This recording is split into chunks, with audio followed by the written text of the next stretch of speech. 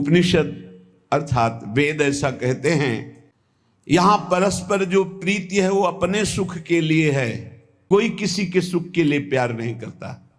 जैसे नावा अरे पत्यु कामाय पति प्रियो भवति, अगर पत्नी पति से प्रीति करती है तो अपने सुख के प्रयोजन से करती है, पति के सुख का लक्ष्य नहीं होता।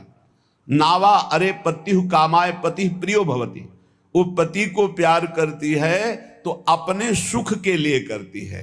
ऐसे ही आत्मनस्तु कामाय पति प्रियो भवति, यदि पति पत्नी से प्यार करता है तो वो अपने सुख के लिए करता है। जहां अपने सुख में बाधा हुई वहां कोई प्यार दिखाई नहीं देगा। अपने सुख के लिए ही सब जीव प्यार करते हैं, सब क्रियाएं करते हैं, सब विचर रहे हैं केवल अपने सुख के लिए। नावा अरे जायाई कामाय जाया प्रिया भवति, आत्मनस्तु कामाय जाया प्रिया भवति।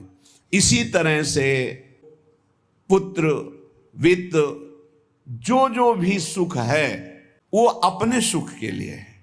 हमें सुख मिलता है इसलिए हमें पुत्र प्रिय है, पुत्री प्रिय है, धन प्रिय है, मकान प्रिय है, हमें सुख मिलता है। जिस दिन हमें सुख मिलना बंद हो गया हमारा प्यार कहीं नहीं रह जाएगा। अब ये सुख का तारतम्य देखना है कि वास्तविक क्या इनमें सुख है।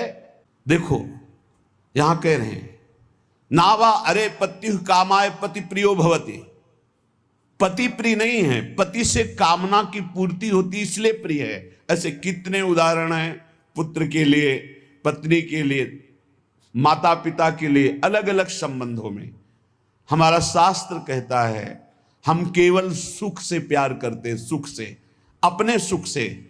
अगर हमको दुख का संबंध दिखाई देने लगे तो सब संबंध छोड़ दें, और सुख है नहीं, केवल सुख की छाया में फंसा करके ये माया हमें बांधे हुए है।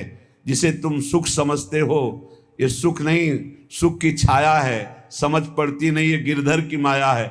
जैसे किसी व्यक्ति की छाया को पकड़ने चलो कभी पकड़ में नहीं आएगा, क्योंकि वो व्यक्ति की छाया है। तो ये सुख की छाया सी दिखाई देती मृत्यु लोक में या ब्रह्मा के द्वारा रचे हुए अन्य लोकों में। सुख तो सुख सिंधु भगवान के नाम रूप लीला धाम में है।